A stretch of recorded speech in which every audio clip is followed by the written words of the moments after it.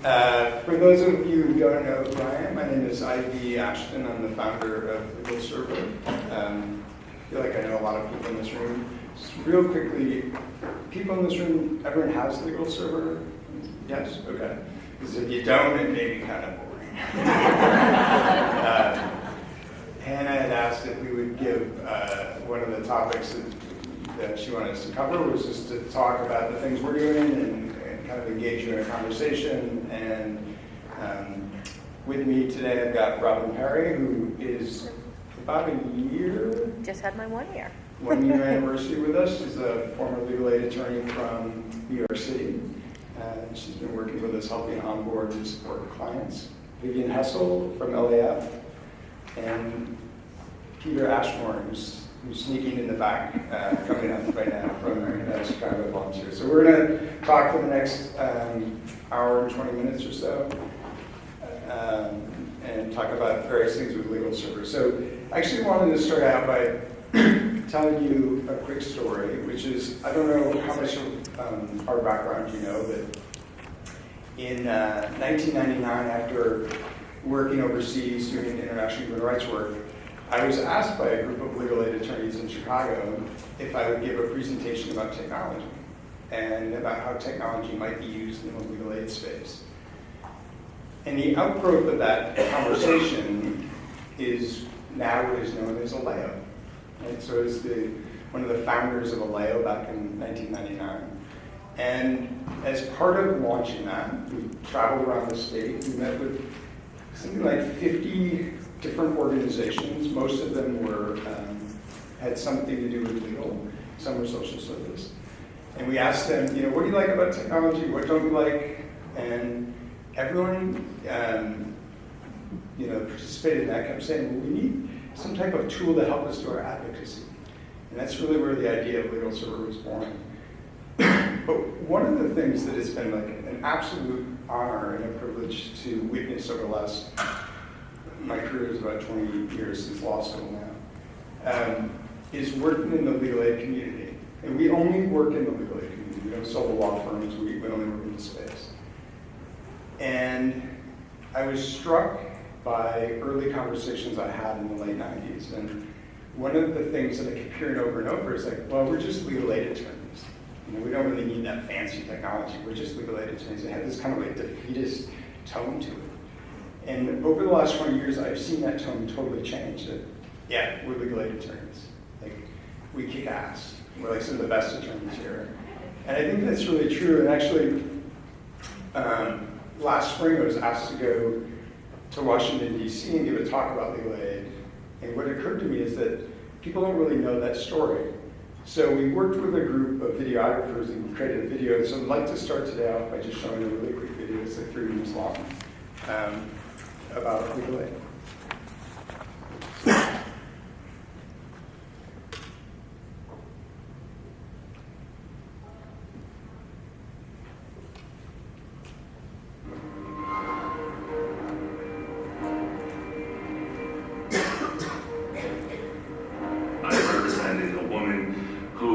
Facing eviction because her fiance came over and beat her up.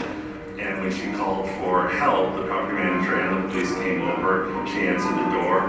They saw that she was beaten, and they held her responsible for the criminal act that her guest committed, even though she was the victim of that crime.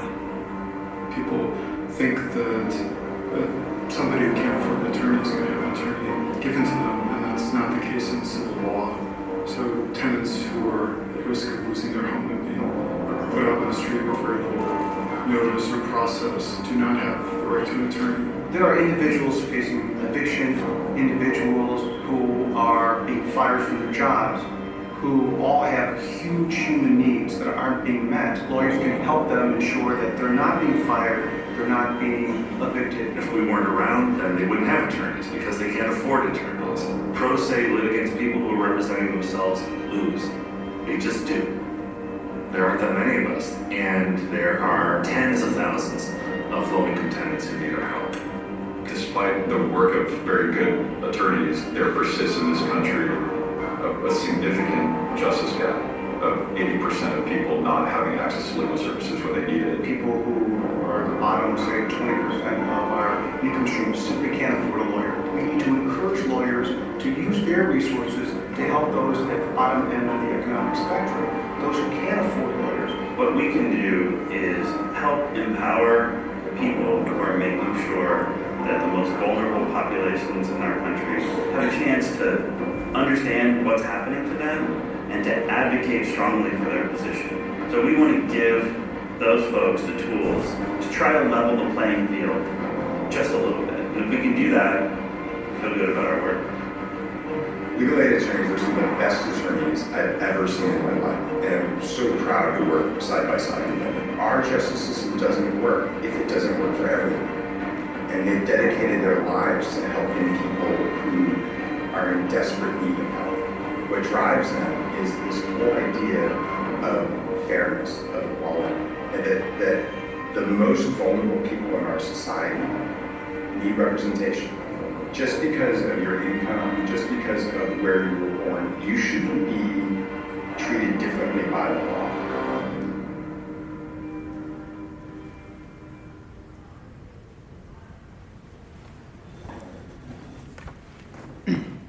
So anyway, I just want to start today's conversation out by saying thank you. Thank you for doing what you guys do every day. You guys don't get enough credit for doing what you do, and we just want you to know as a company, we stand behind you, we support you, and want to be a part of making this space a better, making this country a better place, making this state a better place, making the communities we live in better places. And we take this very personally, we take it very seriously. So I just thought rather than wait till the end, we would start off with that. I also noticed that I'm wearing the exact same outfit I was wearing. It's the only clothes I can afford. So, all right. Well, so let me just kind of tell you where we're going as a way to kind of set the stage for this conversation. So I've been doing this for 20 years, and I'll tell you, I've never been more excited about technology than I am right now.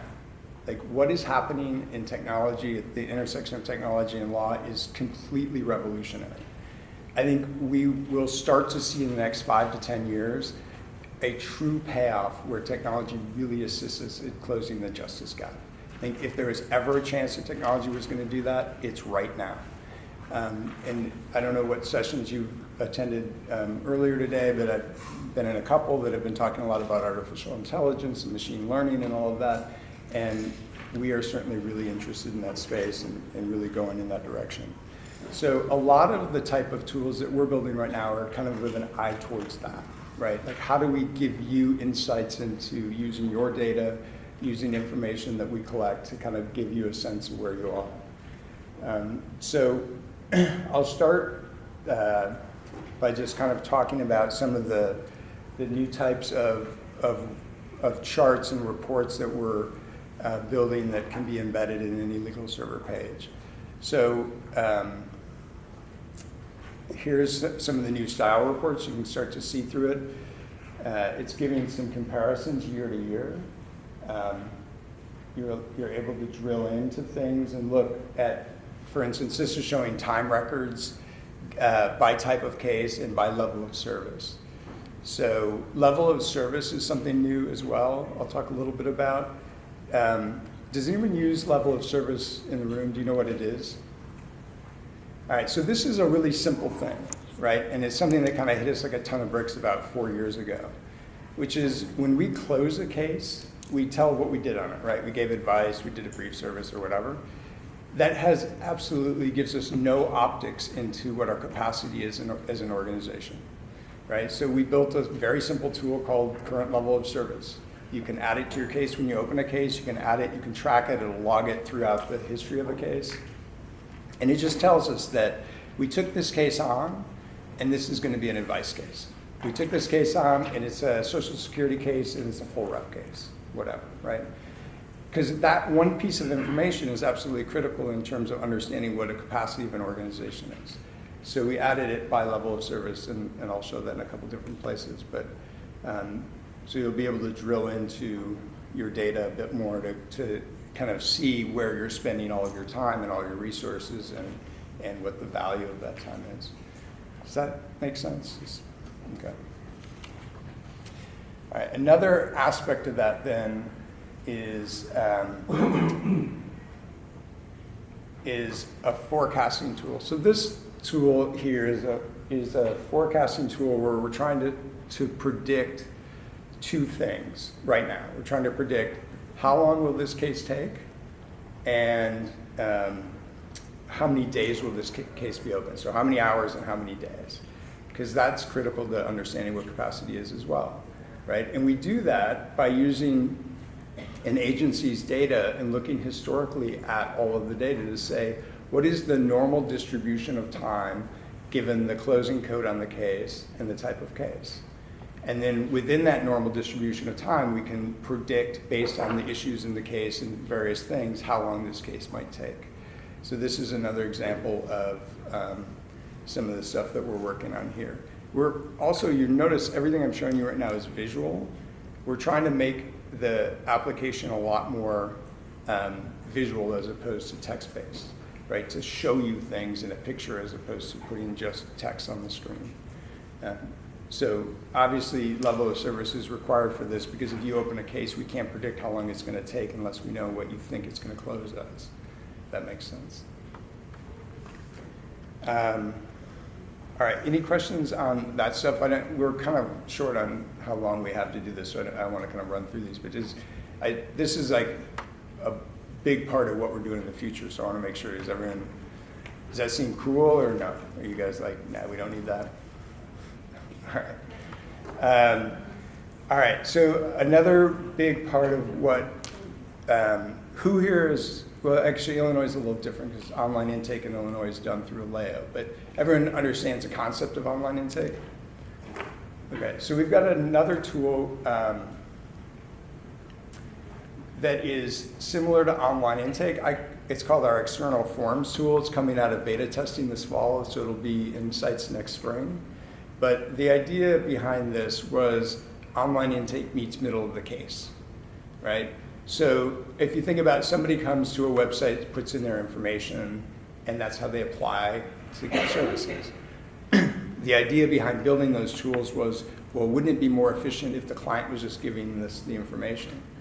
So as we were kind of deconstructing what attorneys do every day, we realized that there were a bunch of places where the client could actually help them do what they do, right? I need to get a copy of your lease.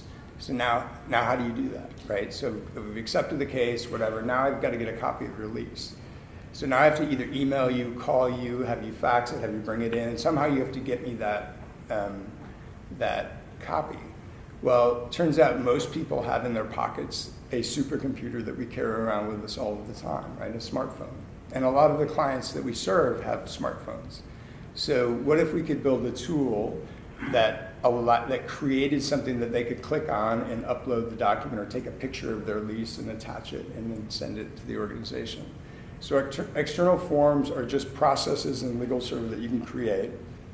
You can ask any question, you can attach documents, you can do whatever. When you generate it for a case, it creates a unique URL for that case. And then you can either text message it to the person if you have SMS, or you can send it by email to the person, and they can upload, they can click on the link in either the text message or the email and answer it. Once they answer, it expires, so they can't go back into it. And you can also put a number of days in which it expires as well. So that's, I don't know. Again, some of these features are small, but these are some of the things that we've been working on.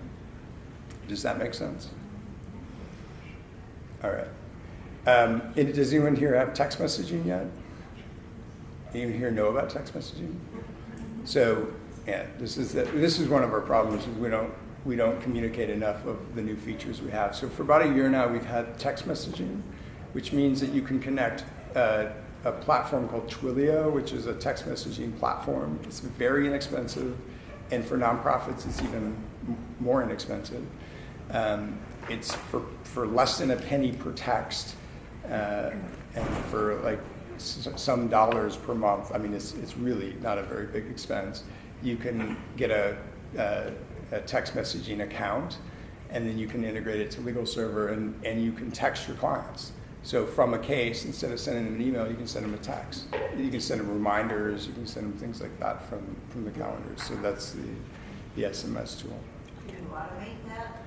You can automate that. We have queuing, so like you can, in a case, you can trigger 90 days from closing, send them a text message to see if they're still in the apartment or whatever. So Can we make it directly when we put a note to send it by text to the client? I'm sorry? When we put notes about the client's case, what did he say? This will be an option that can go through text. You can text, not from a note, but you can text, the text message will save as a note. It's not from the note itself that you send, because text messages tend to be pretty short because of the amount of characters it can actually go through before it breaks and shows another, it'll be like multiple text messages. So you can do it from the SMS queue and it'll save as a note in the case. And if they respond, it'll also save in the note of the case. And really, I think, one of the things that I want you to know about is that a lot of the work that we're doing now has nothing to do with us, right? So people had asked us over and over and over, hey, can you build a text messaging platform into LegalServer? It would make no sense for us to build a text messaging platform. I mean, there are companies out there that are worth tens of millions of dollars that all they do is build text messaging platforms. The way that software works in 2017 is that you integrate with everything, right? So everything, there's a term that you hear a lot in the tech community, it's called API. It's a fancy term that just means that computers can talk to each other. It's how computers talk to each other. And we build a lot through APIs now. So we're writing APIs to let other software write to us, and we're writing APIs that let you call out to other software. And I'll give you just a quick example of one that we did as part of a project here in Chicago. We looked for every API we could find in the city of Chicago that had to do with address. Right, if you have someone's address, and we just were testing a hypothesis about what could we do if we had someone's address and could hit any URL in the city of Chicago with that address, what would it return to us? And what we found is that we could find things like building code violations, right? Like that there was complaints against this landlord, that there, like who owned the building, things like that. And when we started talking to advocates to do eviction work, they were telling us that this helps us so much. It saves us so much time on a case. And our goal was 5 minutes. Could we save you 5 minutes on a case? And the whole theory behind that was if we could save you 5 minutes to 10 minutes, let's say we saved you 10 minutes on a case, and let's say that your agency closed 12,000 cases, that's 2,000 hours a year that we could save you, which is a full-time employee.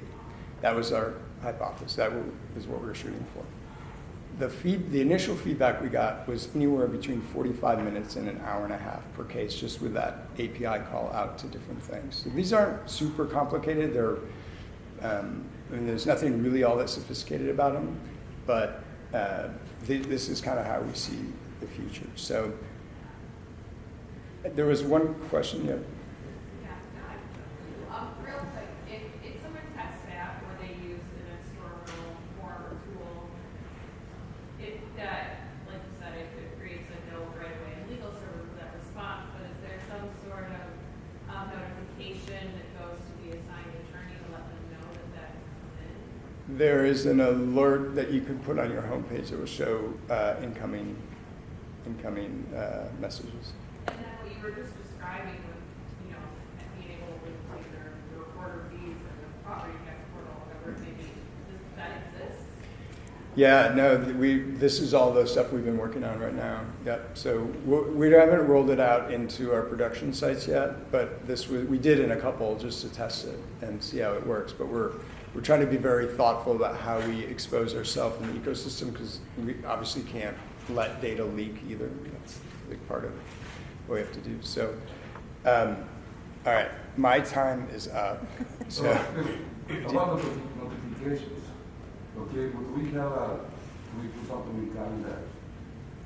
We get notification when we open the LegalServer, we'll see it, okay? But can we get an email directly from LegalServer? Let's see, I'm out of the office, I'm traveling, and I got something in there that is a deadline.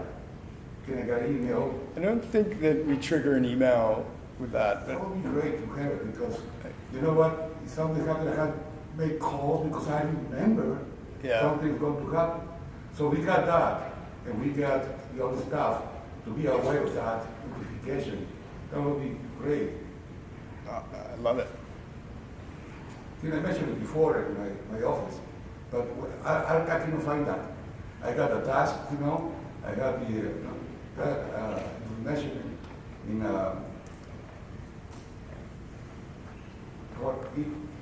on top of the client. When we open it, it will come in red, which is the alert. show you- yes, but it's nothing in my email. They say I'm out of the office.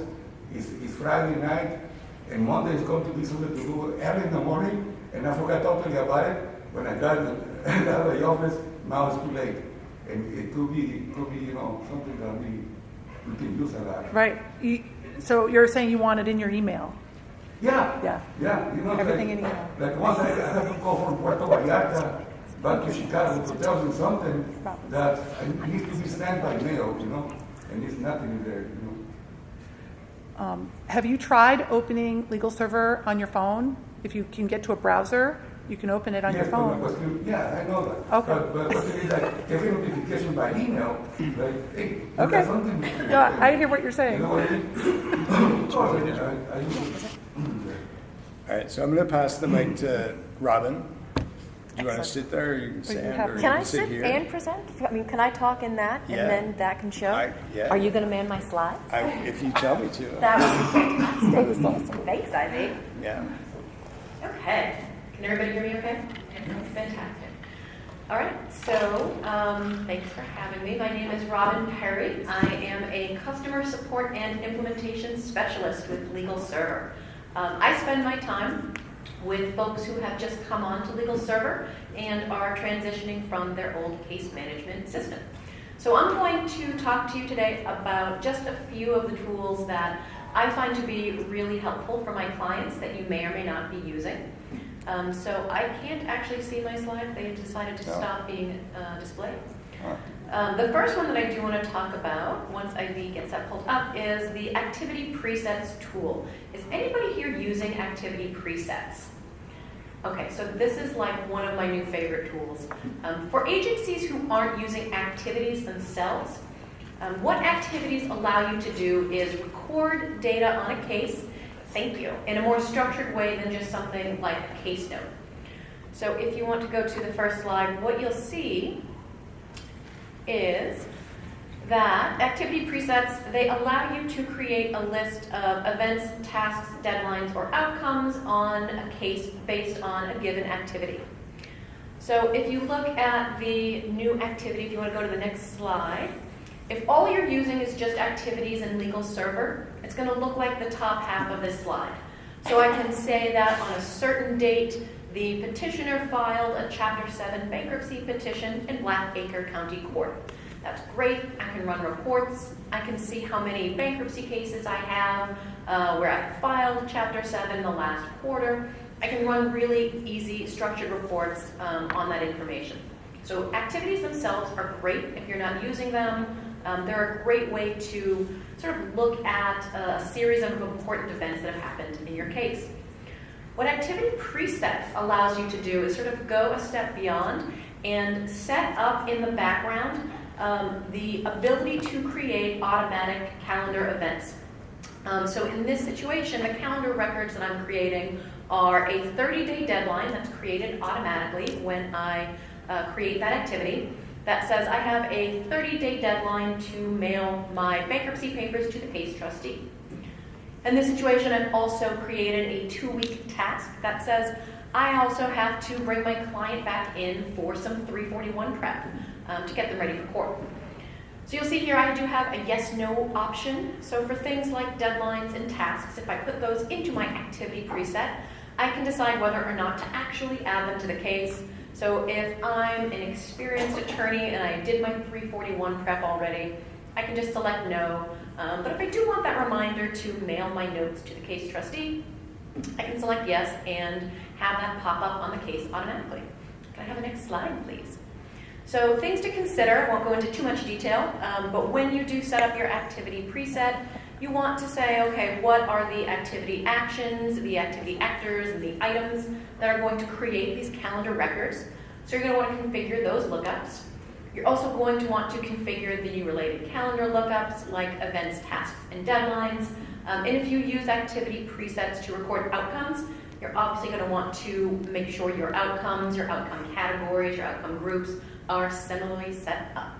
So this is really, truly one of my new favorite tools. A few really good use cases for this have been with my immigration clients. I found this really helpful, where they have brand new attorneys who may not be conversant in everything that needs to happen with something like filing the I-130. So they set it up so every time the I-130 is created, a list of to-do items pops up on the case, says something like, have you collected the fee for USCIS? Have you gotten a copy of the client's ID? Have you, made a copy of their birth certificate?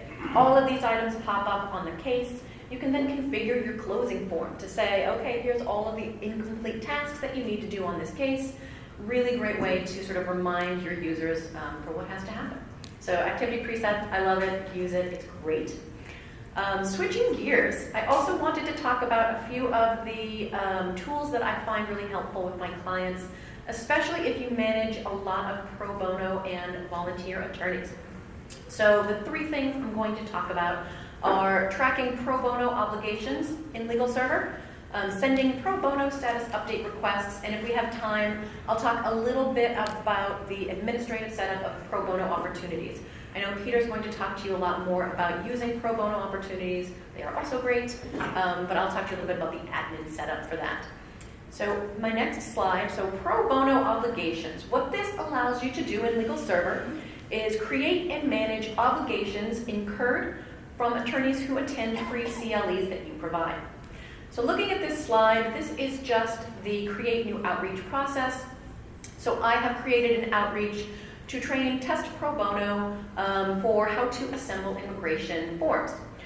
About halfway down in this section, you see this create pro bono obligation, yes, no. If I select yes, it's then going to allow me to set the obligation criteria.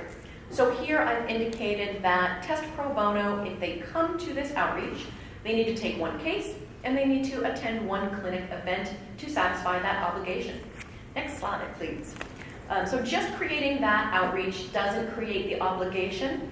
I need to go into my outreach profile and edit the status for all of my pro bonos to indicate that they have in fact attended and therefore have now incurred that obligation. So next slide. What this looks like in a list view is I can see that test pro bono on my outreach has not satisfied their obligations. They need to take one case, they need to attend one clinic event, and I can put this list view either right on the outreach itself, which is really helpful. I can also add it to the user profile. So if, again, I'm a very busy pro bono coordinator or managing attorney, I can look at my supervisees and see who owes me some work.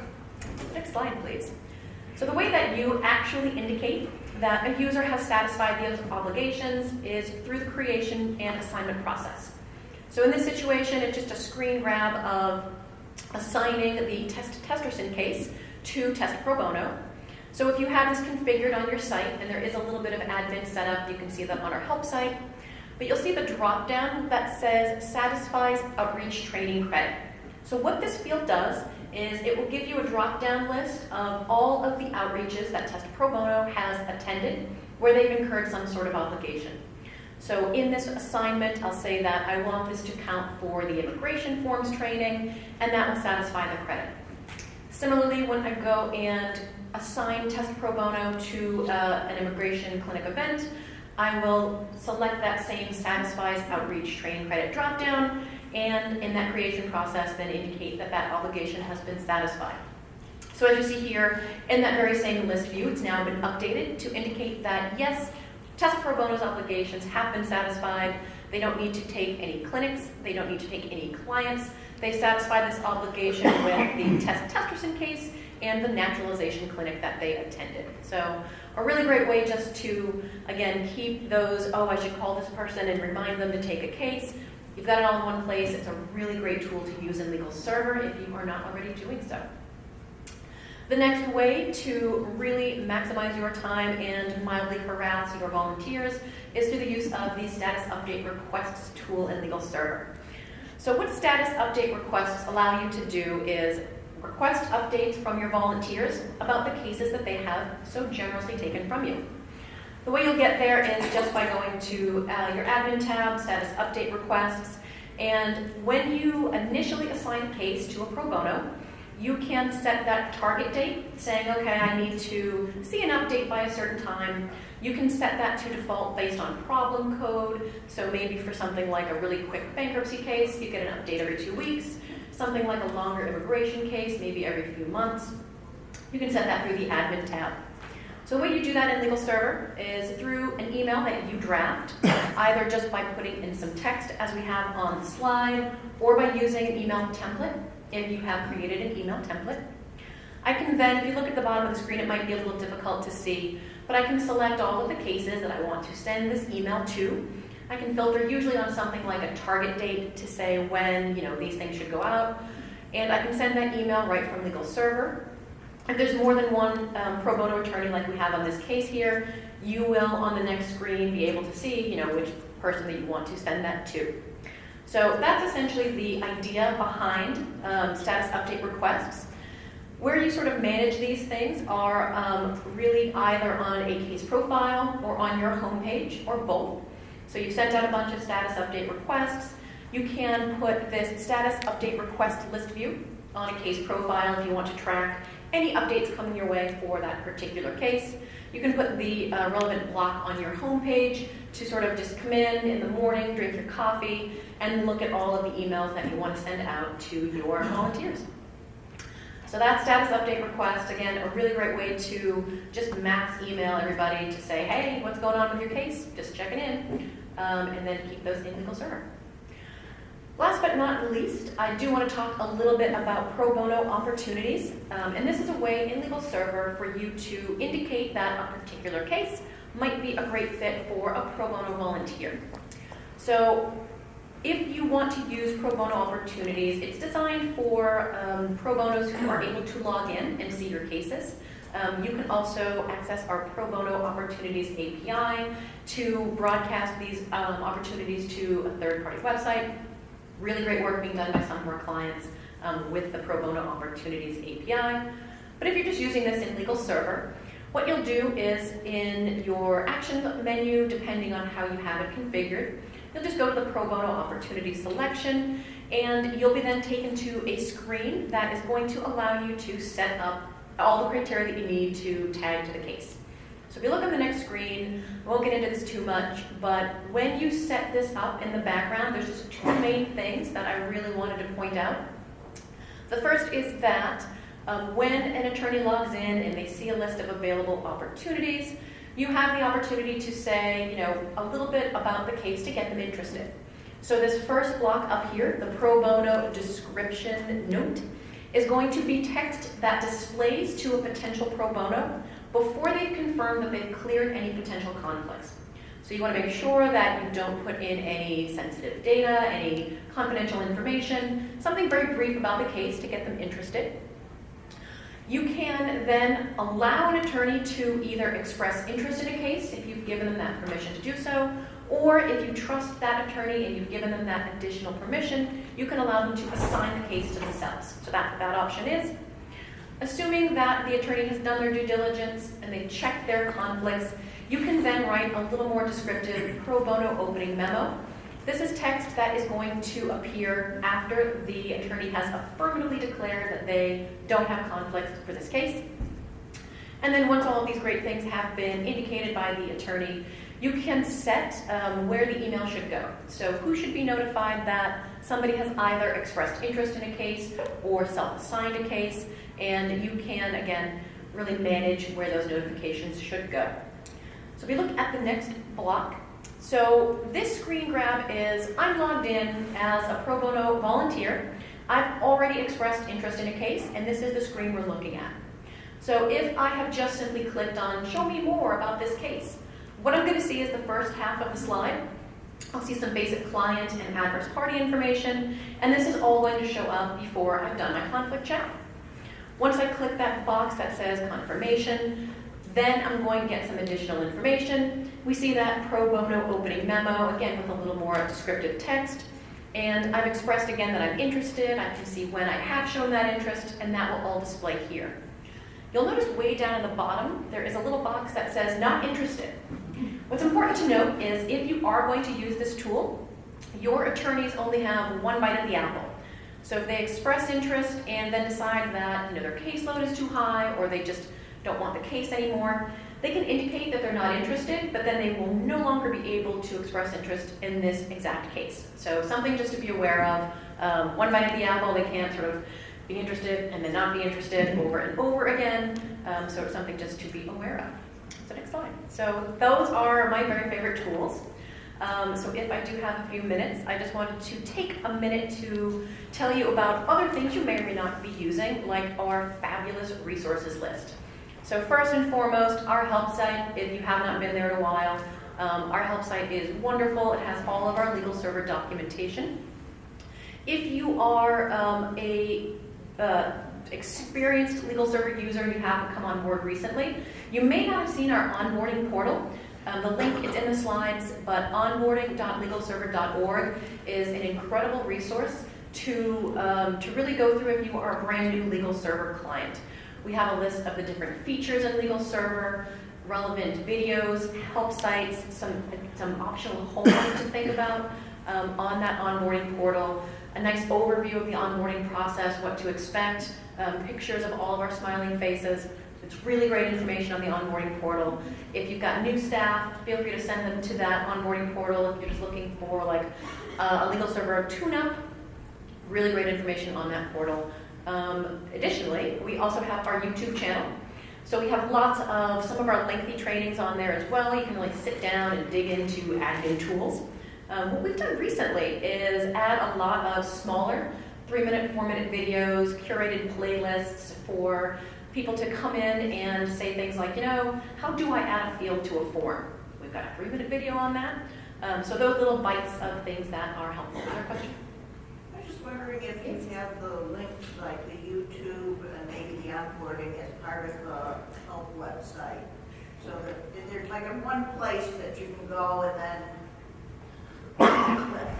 I would say your best bet for one click is the portal itself. So onboarding.legalserver.org. I think the help site links to all of those things. I don't believe they link directly from our landing homepage. That would be a good idea, and I will make sure that those go on there at some point. Actually, we ought to just put in your actions menu on there.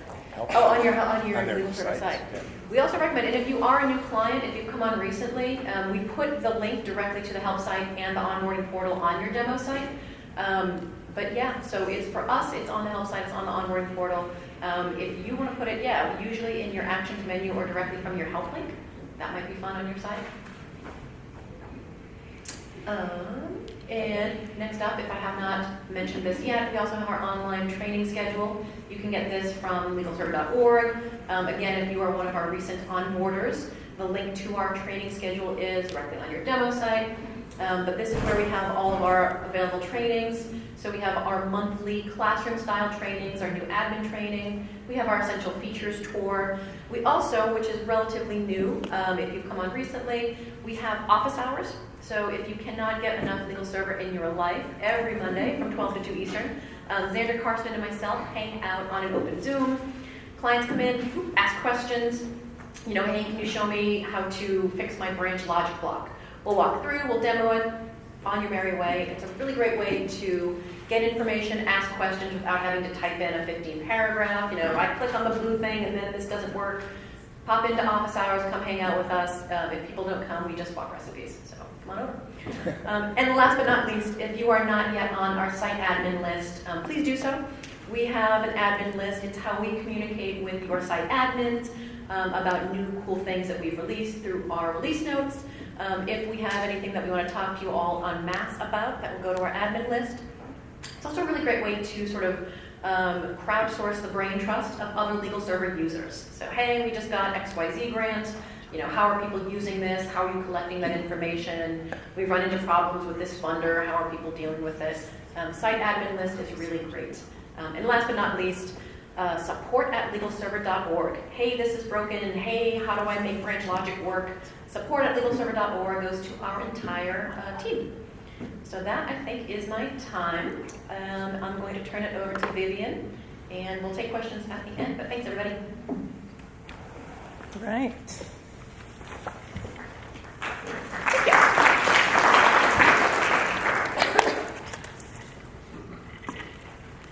Do I get to drive, or are you going to drive for me? Well, I think I just literally reversed it. So. Oh.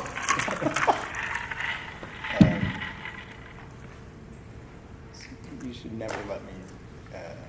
Never let you drive? Yeah. There you go. All right. Do you want me to? Yeah, you can try. I can drive. I'll drive and talk at the same time. Okay. So thanks, everybody. I just want to emphasize one thing that Ivy said, because it is something that is very much relevant to the work I do, and that is getting feedback is really important, but it's really hard sometimes. So please share with us, and your on-site LegalServer administrators in your organizations, what you think about new things or what you'd like to see. And understand that a lot of this is trial and error.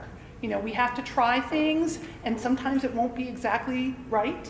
But then if we hear from you all, then we can make it better and get it right. The other thing I want to make sure to emphasize that I agree with is that everything is integrating now. Websites are linking to websites, and everybody's collaborating, and that is just the way of the future. So with that in mind, we want to keep building things and integrating things. The other thing I'll say is that Pedro's office is right next to mine, and he puts bugs in my ear all the time about LegalServer, and I can also attest that he's out of his office a lot. And so that's why he wants to see everything in email, and I understand that. Okay, so my name is Vivian Hessel. I should have probably started out with that, and I'm with LAF. I've been there forever. LAF is one of the biggest legal aid organizations in the state. We provide comprehensive legal services. We have multiple practice groups. We do community outreach, client screening. We have help desks. We have clinics. We have pro bono projects. We're big. We have about 150 staff. We're LSC funded, and part of what I'm going to talk about relates to our LSC funding. And we also get funding from other sources as well. But that means that we have to keep track of certain data for LSC, and all of you out there who are LSC funded know what I'm talking about. Last year we turned 50, so happy birthday, LAF. All right, whoops. So I'm going to start out, and what I'm going to do is talk about how we've used reports and the report block in particular on our homepage in LegalServer to create basically a dashboard. And that's a word that you've probably heard thrown around. A dashboard is really just a place where you can go to see information, usually in a visual form. Sometimes it's in a data table, sometimes it's both. And so what I've done is I've created some quick ways for our staff to see information across the board. So I'm going to give you basically 6 different examples of what I've done. The first 5 examples are about open cases, community engagement, and closed cases. So that's something that all of our advocates deal with on some level. This is our homepage, and this is a close-up. You'll see the My Cases tab. Most people who use LegalServer have a My Cases tab or some version of it that opens up automatically and shows all the cases. This is where people start their day a lot of times when they come in and they log into LegalServer. What we've done is we've added some tabs in the same row with the My Cases tab, and this is the first report. This is the first tab that I've created with a report for open cases. So this is open cases that are pending for the different offices in LegalServer. And for us, offices are the same thing as practice groups. at LAF. So LegalServer calls them offices. For us, there are practice groups. This report is set to open up cases by the viewer's office. So whoever is logged in will get to see cases for their practice group. The top, you can see the programs, and then in the top row, and then along the columns you have, along the columns on the top are all the programs, and then the rows are all of the primary assignments. So in the report part block in LegalServer, you get to decide whether to show the link to the report, and that's the first blue oval here. That's a handy feature because that way people can go right to the tab to see the information, but if they want to go to the report and change the filters that the report is set to default to, they can do that quickly just by clicking on the link that takes them directly to the report. The other thing I wanted to point out about this report is that I used the subsections in both the columns and the rows to give additional information in this crosstab. If you're not using the subsections and crosstabs, I highly encourage you to do it. I know Ivy's talking about all this great stuff that's coming down the pike in terms of visuals, and I certainly want to encourage you to do that too. But in the meantime, when you're using your crosstabs, or when a crosstab is just a better way of providing the information, try to figure out how to use subsections within those crosstabs too, because it's really a nice, quick way to give people more information. So here, for example, we've got not just the office, but we've also got the programs. Not just the primary assignment, but also the legal problem category. So people can see what they're working on pretty easily. The next report I'm going to talk about is also for open cases. And this is the tab that we call our My Practice Group Cases for CAM, or Case Acceptance Meetings.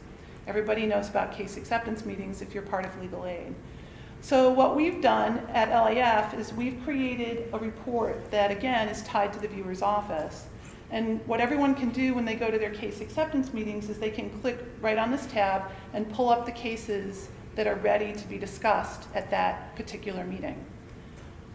What we've used is the case status, which you see on the far right column, and we have a value called pending case decision.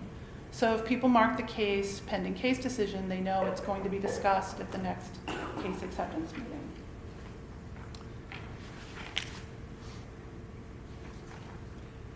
And again, for this report, I used the link or the option to show the link to the report itself so that people can quickly get to the report if they need to.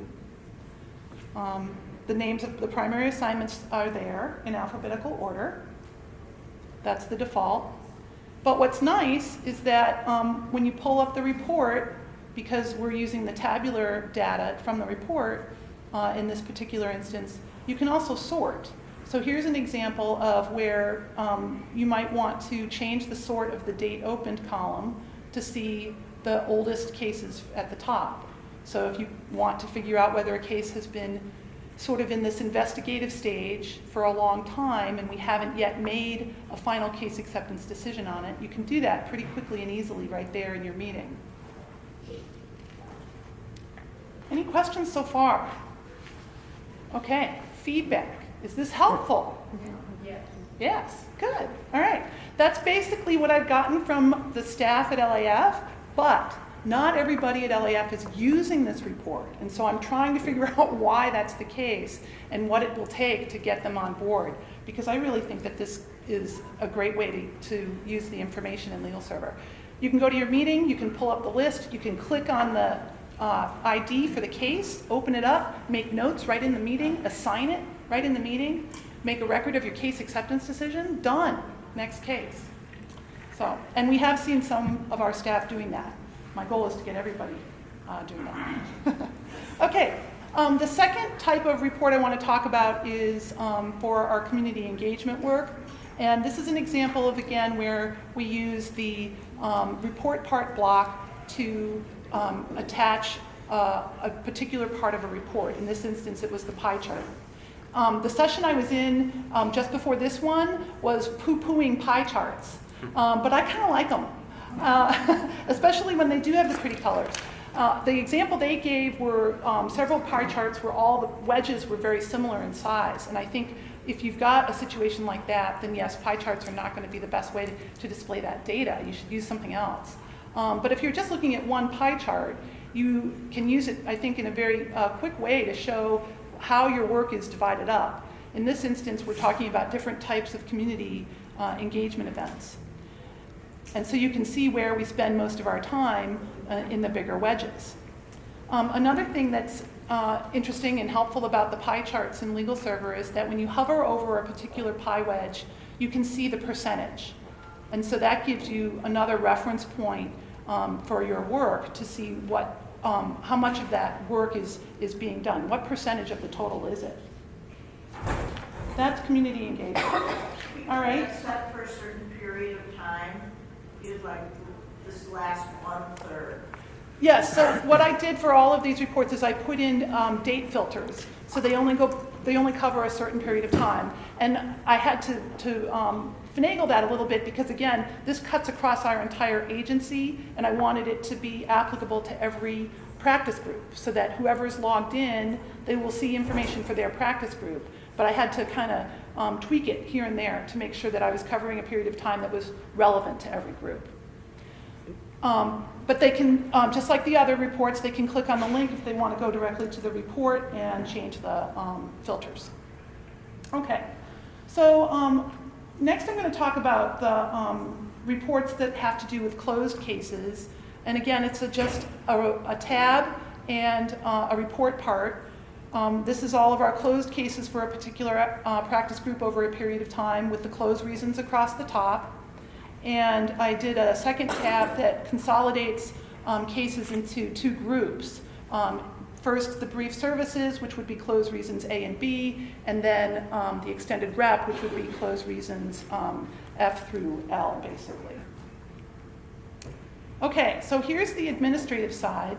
For the LegalServer admins here, you know you'd go to your administrative side and go to the processes, forms, and profiles, select the home section front as your module, and just edit your home page from there. You can see the steps and the little pencil icon that I've circled. It's just adding a tab, putting in the title, and then adding the report part block. And here are the choices you have in the report part block itself. It's pretty straightforward. You search for your report, decide what part of the report you want to display, such as the crosstab or the pie chart or the tabular data, and then decide whether to view the link. So I have just a couple more minutes, so I'm going to run through pretty quickly the last set of reports that I did, which have to do with LSC. And that is what we call our error reports. So again, on our home page, I set up a row of reports at the toward the bottom of the home page, and you can see it here. I put on a little caret so that I could help people get to that third row of tabs pretty easily. The first tab is just the instructions for the error reports. These reports were reports that we used to do once a year, and it would basically involve me spending an entire day or a day and a half running reports, checking things, making sure I've got all the data I need, manipulating that data into Excel spreadsheets that I could then distribute to all of our staff so that they could see the data in a way that made sense to them, and they could then go back into LegalServer and correct any errors that came up. Now we've got it all in LegalServer itself. So it saves time for everybody. The first tab that we have is the full set of instructions with some links to additional documentation, and I'll talk about those again in a minute. And then each report, which I've just named reports A through E, gives us a different set of basically errors that we need to correct. And what I mean by error is a case profile shows the percentage of poverty as being under 150%. So that client should be eligible for our services, assuming we fill out appropriate documentation. But the case profile also shows that the LSC eligibility has not been met. So somebody didn't click on something somewhere or didn't add information somewhere. And this report gives them the ability to just go directly to that case profile and correct the data. So now, all I need to do is send out periodic reminders to people to say, hey, it's time to go in and take a look at your data, your case profiles, fix anything that is coming up on the reports, because what you want to see is no results when you run these reports A through E. Okay, and to set up this set of reports, it was the same thing on the administrative side. All I did that was different was I used the instruction feature to add a set of instructions and then put in some HTML code to link to the PDF that let people print the instructions, basically. It's pretty straightforward. If anybody's interested in any of the reports like this that I set up, I'm happy to talk about it. Feel free to give me a call or shoot me an email. But that's some of the stuff we've done in LegalServer at LAF to customize our homepage. So, oh, and I have to end with this. This is my eclipse photo. How about it, right? Amateur photo. Yeah, hey, thank you. So, questions about LegalServer? Pager? Yes, again, I have another situation. I work in a migrant project. In some of my clients, they have addresses in Mexico or Guatemala or things like that. Situation is that could be maybe possible in the future to add international address for the clients. It's there. Yeah, I think it's there. Yeah, we need to do that. We need to do that. It was just Okay, you put another bug in my ear. Yeah, I got witnesses now. Vivian used the Eclipse photo module that we launched in LegalServer. Thank you, Vivian. Yeah. Because I know you can't do cross-tabs on letters. Right. So that was something I asked about with LegalServer, and they gave me like super special permissions. Okay, so can I get a copy of those super permissions? I think we put my report Yes, I was going to say, if you're looking for any reports, they are on the LegalServer help page, so help.legalserver.org. On the left, you'll see 2017 conference materials. They'll be up for the next couple weeks. So if you can download you can right grab inside. that report and try it, and if it's not working for you, let me know, or reach out to Ivy and Ron and their team. So, Peter? All right. So as Peter comes up, I just want to say two things real quickly to build on what Vivian's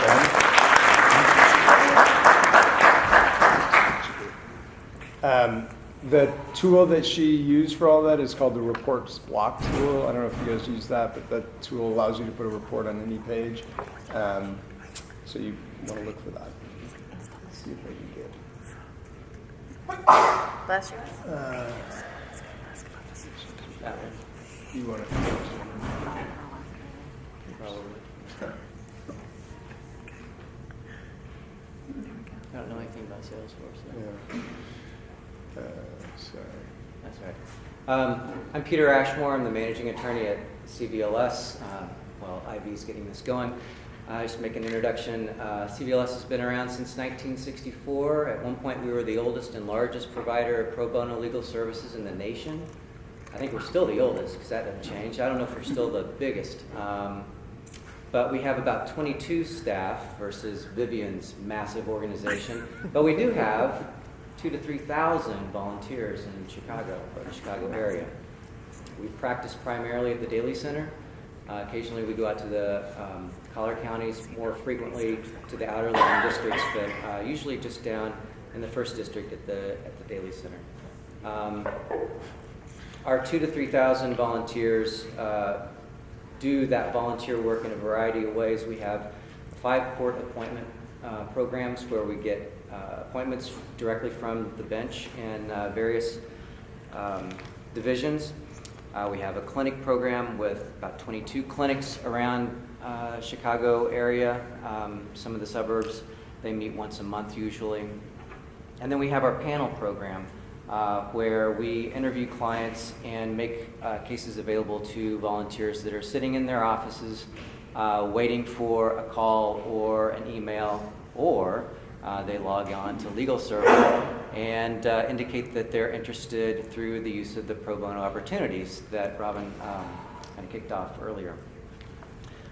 We've been live since 2011 with LegalServer. We use it for our CMS, our event management, managing our donors, managing our volunteers, and then of course one of the great things about LegalServer is, to my knowledge, you can't break it, right? Anyway, that's what I hope, because our volunteers are using it. Not that staff couldn't break it, but we were looking for an opportunity, a way to bring the 21st century to our volunteers in doing pro bono. We toyed with the idea of spending a lot of money taking our current configuration to the web, and then LTF came to us and said, well, you guys should use LegalServer and we'll pay for it. So of course that's what we chose. And so happy we did. I'm a big fan. I wish I had more time to do cheerleading for IV, but here I am. So I've been at CVLS for about 23 years. I know a lot about CVLS. I know a little bit about LegalServer. I'm basically bringing the basic back to beyond basic of LegalServer. So I don't expect any of you will have any questions for me because you already know this. We still use the old interface. Does anyone still use the old interface? Right. You'll see some familiar sights then. For the rest of you, I'm going to take you back in time. All right. So as I said, we allow volunteers to log on to our instance of LegalServer. We lock them out of everything except for the cases that they are assigned and that they're actively participating in, representing clients in. We feel certain that they don't see any confidential information about any other client, any other matter, any other volunteer for that matter. So what we do is during our, how do you go to the next one? Not that I want to do it yet, but no, not yet, but I just want to know how to do that. Oh, just clear. Oh, error. We have volunteer orientations monthly. We pass around paper, actually, but we also send our volunteers a PDF, a tutorial, and that's in your materials. You can open it, you can download it, you can use it, plagiarize it. That's fine. It was done by someone much younger and hipper than I am, so it's pretty instructive. At least it gets our volunteers to LegalServer and walks them through how to indicate that they're interested in a case and actually how to work with the case and use some of the features that LegalServer has. We've used it for the 6 years and we haven't needed to update it or change it. Once we do go to the new interface, I'm sure we'll have to. And are you stopping? Yes. Yes. Can you tell those that you know? All right, good. You might have to remind me. Yeah, we haven't set an exact date, but it will be sometime in 2018. Okay. So after our volunteer gets their log on, they come to LegalServer. And on their homepage, they are able to scroll down and see a list of pro bono opportunities, as you see here. The pro bono opportunities are displayed for those subjects that they have indicated to us that they're interested in taking. I'll show you in a bit the screen where you go to change those. You may already know about it. But here on this slide are 4 opportunities that are available. We have we asked and Ivy and his team obliged. They created some color coding for us. So you'll see over to the right-hand side that a couple of matters are simple and a couple are intermediate, and we've done some pretty color coding of those things. By clicking on the Learn More About This Case link, hold that one, it would take the volunteer to this screen where, as Robyn pointed out earlier, you see a little bit about the case. You see the name and you see an address and a date of birth, and then they are required to indicate or confirm that they do not have a conflict of interest before seeing any further information about the matter. When they do, this is a brief opening memo. Sometimes they fill the page with details about the matter so that the volunteer can really assess whether they've got time for the case, whether they've got the expertise. And for our volunteers, we provide training for all types of matters, whether they have experience or not. If they've got a valid law license, we let them take a case. And sometimes we might want to talk to them prior to that commitment, just to make sure that they're on board with what might befall them during the litigation. But we don't turn volunteers away for lack of experience. So this volunteer has clicked on the confirmation, has seen the pro bono opening memo, and has the escape button here, cancel and return to home page, I don't want it. Or at the bottom, there is an interested/assigned case feature. By clicking the drop down, they can indicate that they are interested in the case, or for some of our volunteers, we've given them the opportunity to actually assign the case to them right then and there. Those are only our Gold Star members, those that we know have the requisite experience and that we've trusted. And we've got volunteers that have been with us for 50 or so years. So there are those that we do trust to do that. Clicking on the interested, that's what we've done here, interested selection will bring them to an opportunity to include a note with the email that is sent to staff, alerting us that there's someone interested in a case. And in this particular instance, the volunteer says, I have no experience, but I'd like this case. Is this a good one? Thanks. By the by, as I've been here today, I have received 9 emails from folks indicating that they're interested in a case. So that times 365, well, and the day's not even over yet. Not such a bad thing, you know, sitting here and doing business. So this is exactly what we wanted LegalServer to do. 8 of them were from me. But. Oh, I didn't have to say that. Okay, so continuing, here's another screenshot to show you the brilliant magenta color of the advanced case, just to catch your eye. But we'll move on to the email that I would get if a volunteer has indicated that they're interested. And this would be sent to me. It would have the link to the case so that if I weren't sure who this was, I could go to the case profile simply by clicking the link in the email to see exactly what's involved. And then it's got contact information for the pro bono attorney. That happens to be my direct phone number there. You may use it if you'd like, and we can chat about LegalServer or Eclipse or anything else. And then here is the email that the volunteer would get, confirming that they have successfully indicated that they're interested in a case. This is the screen in the old school format that you would go to in a user's profile to edit the user's subjects.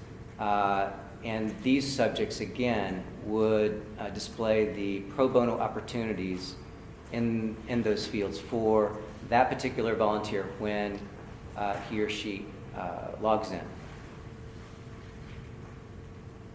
And you will see there links to show for pro bono opportunities. Show both links. I think this is my profile, so of course I can assign a case to myself. So I'm showing for pro bono opportunities the interested and the accept link for me. So Robyn was at the screen in the new profile earlier. I'm showing you this particular case, the tester adoption cases, pro bono opportunity creation screen. In fact, the creation screen on the old school profile is, the creation screen is also the edit screen. It's the same thing. But you'll see the big, I was pretty proud that I figured out the arrows because I've been shamed and it's all self-imposed, I realize that, but I've been to all of these presentations and everyone's slides look phenomenal.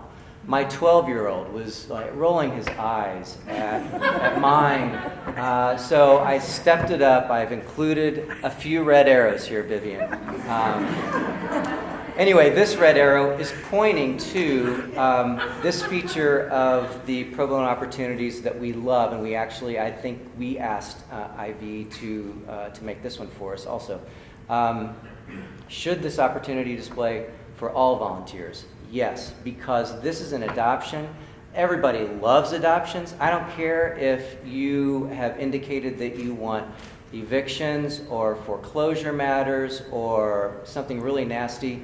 We're going to show you this because everybody loves an adoption. And you might find yourself in the mood for an adoption. You just don't know it yet until you go and you see it. So we do put very simple matters and fun matters up there to show for everyone. And that's a great feature. Okay, on to other things. So we actually use the master subordinate case feature. I don't know, does anyone use this? Great, 2 people. Oh, and I have 2 minutes? Oh, geez.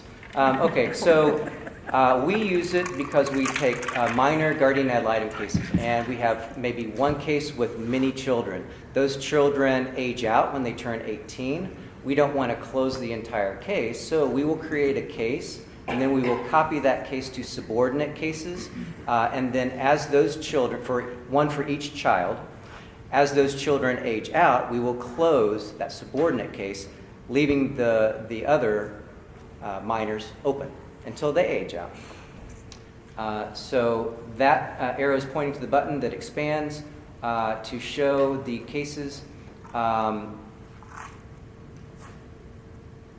that would be subordinate to that master.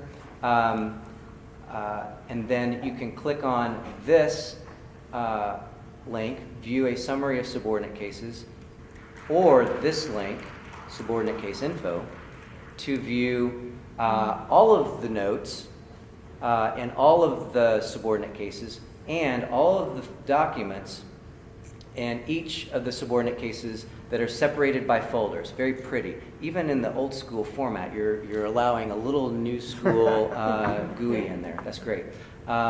So very handy to view all of the cases at once. We often place cases with different volunteers and the different children's cases. So that's also another reason that we use the master subordinate feature. Copy to new subordinate case. This is how you would link subordinate cases to the master. But you get this message if the intake was more than 30 days ago. You can't do it. So you've got to go back. You've got to click Edit Master Status. After you've edited the master status, then you can go back and link subordinate cases. One other way we use volunteers, we have them call clients prior to their interview, after they've been made an interview appointment, before they're being interviewed, trying to make our intake review and placement process more efficient. This is a screen that shows kind of the result of that phone conversation, and we record that data. Anyone from Coles County? Anyone been to Coles? You, yes. I'm not from there, but we serve it. Okay, great. You may know this. One of Illinois' jewels is located within Coles County. Do you happen to know what that is? The original Jimmy John's? No.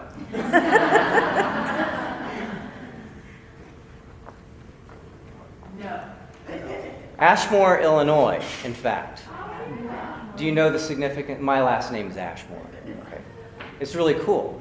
That's my ride chasing the eclipse down to Harrisburg. Anyone from Harrisburg? No? This is Totality, about 2 minutes of Totality in Harrisburg, Illinois. That's me on the left. You can't tell.